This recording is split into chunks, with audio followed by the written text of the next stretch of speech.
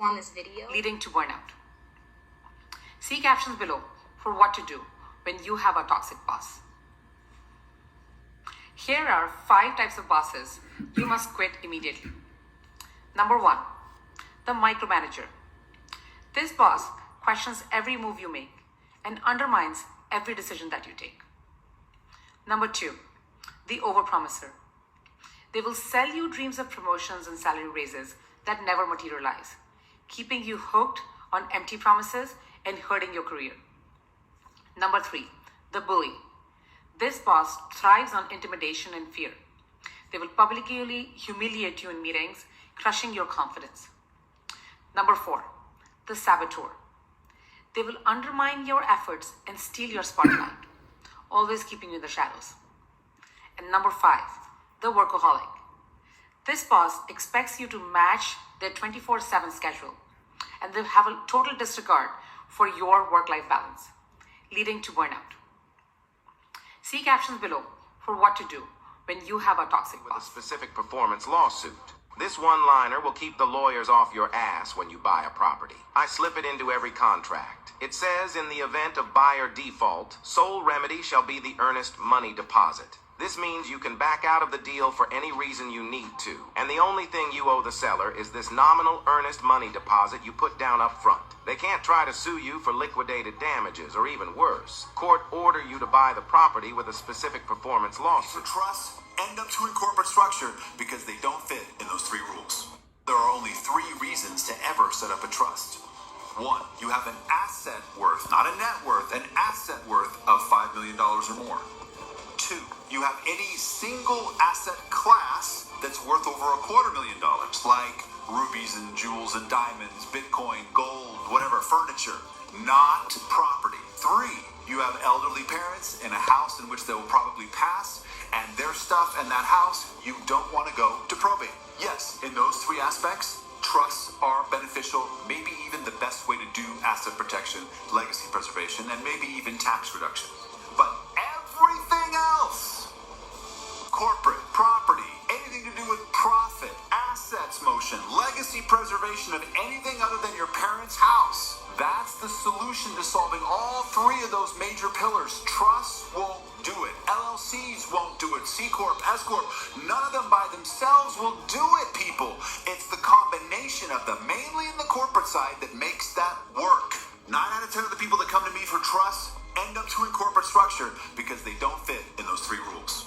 There are only 3 reasons to ever set up a trust. Along with a credit score of like 660 or higher. Next up are fix and flip loans. These are short-term loans you can use to fix up a house. Banks use 2 ratios for this. One is called loan to value and the other one's called loan to cost. Loan to cost ratio is the amount that you're getting on a loan divided by the total cost that it will cost to buy and acquire and fix up the property. And loan to value is the value of the house compared to the loan amount. They're looking for a 75 or lower ratio usually. And you typically need a 620 credit score for this. 4th up is owner financing. Owner financing is when the seller of a house gives you a mortgage themselves instead of an actual bank. Now, only certain sellers are going to be willing to do this, so it's not just something you can go out and get everywhere. They're not going to have set requirements, and it'll be different for each person. 5th are private lenders. Similar to owner financing, this is when like a random person, like a friend or family member, can give you a loan. Usually they have similar terms to hard money lenders, but they're going to be a little bit more flexible, again, because they are people that you know and not necessarily businesses that do this. Last up are asset-based loans. If you have other assets, like 6 loans you can get for a house without a job. First up are bank statement loans. This is when a lender looks at your bank statement, seeing how much money comes in and how much money goes out, instead of looking at W-2 income. So if you're a freelancer, this is for you. You typically need a 620 or higher for this. Second are DSCR loans. They're looking to see if the debt service, aka the mortgage, taxes, insurance, association fees, are covered by the rent with a ratio. The ratio they're looking for is 1.25. So they're looking for rents to be about $1,250 and the cost to be $1,000, along with a credit score of like 660 or higher. Next up are fix and flip. Plus L on your keyboard.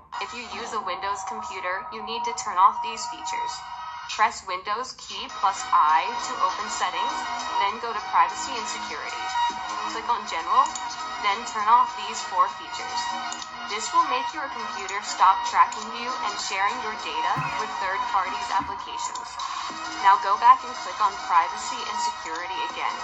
Then scroll down and click on diagnostics and feedback. Turn off Send Optional Diagnostics and Data. This will make your computer stop sending your data, such as name and location, to Microsoft. Now right-click on your desktop and click on Display Settings. Scroll down and click on Graphics. Click on Change Default Graphics Settings.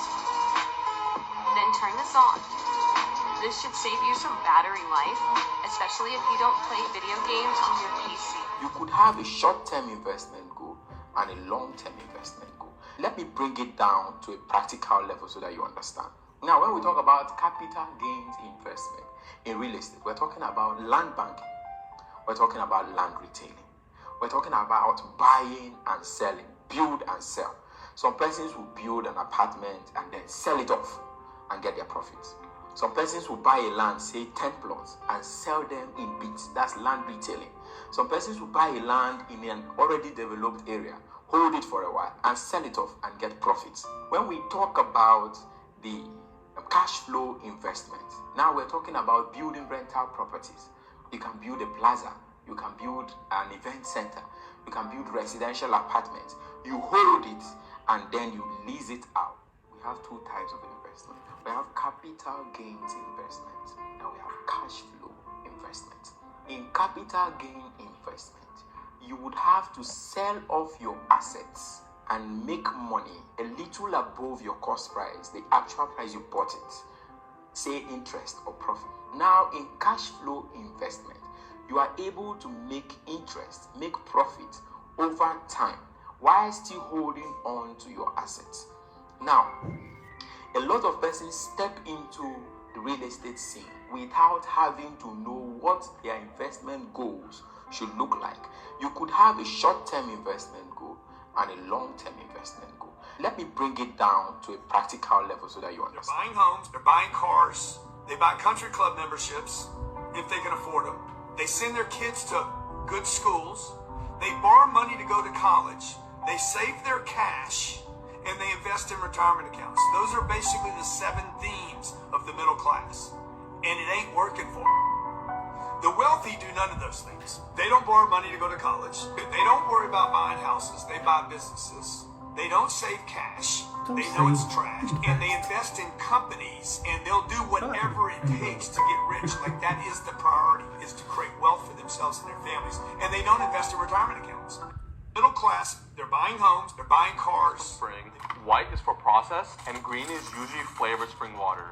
Stop buying water until you know the secret. Every watercolor cap has a different meaning. Black is alkaline water, blue is from spring, white is for processed, and green is usually flavored spring water. I have no idea what this is. So let me tell you why school makes students poor. Let's say I have a master's in arts. Do I learn anything about income? No, Do you learn anything about assets?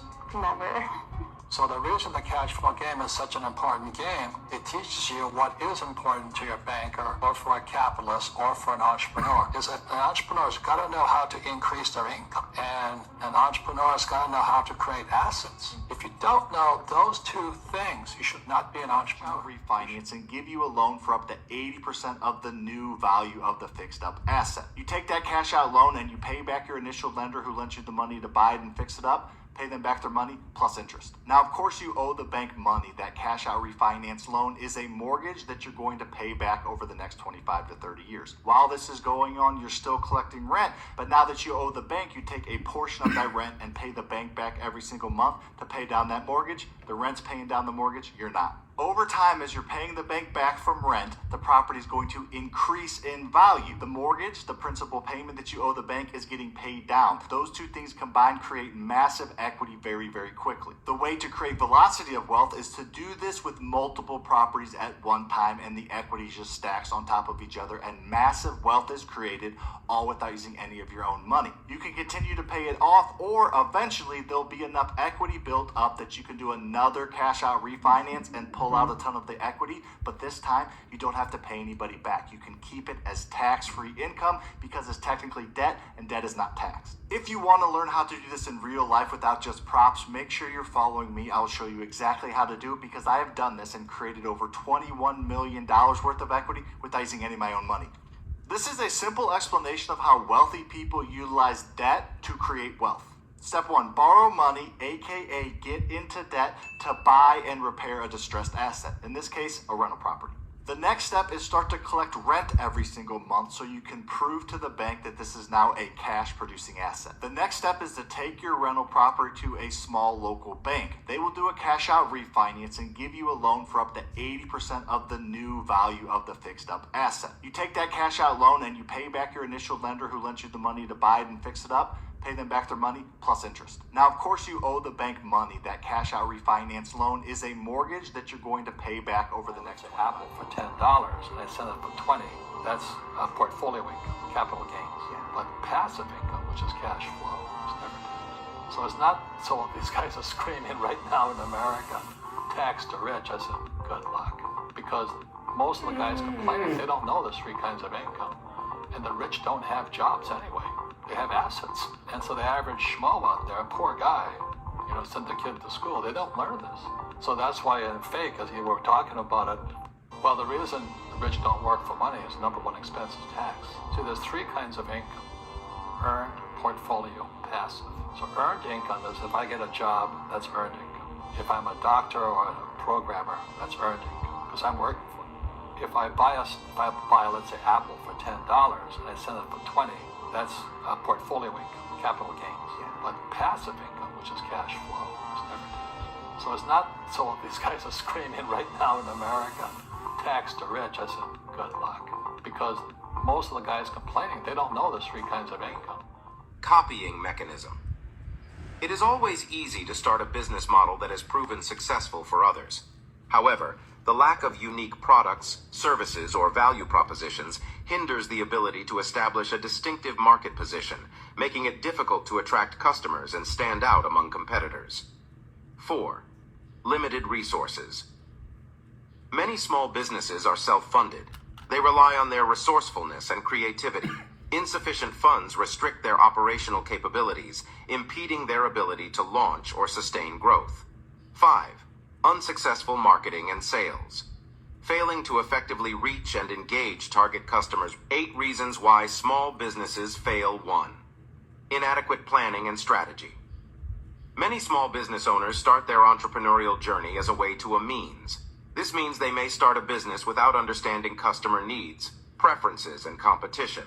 Also, they may lack the necessary skills, knowledge, and training required to run a sustainable business model.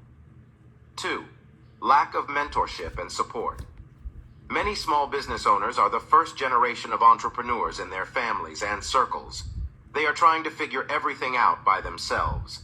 The lack of support and access to experienced mentors makes it challenging for them to make informed decisions and overcome the various challenges associated with running a successful business.